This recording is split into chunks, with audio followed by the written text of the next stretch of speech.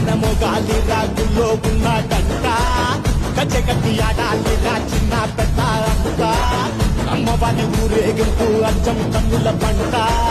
రంగరంగ వైభవంగా రంగులు చల్లాలంట అమ్మ డంగురు డంగురు డంగురుమా అమ్మ అమ్మోరు డంగురు డంగురుమా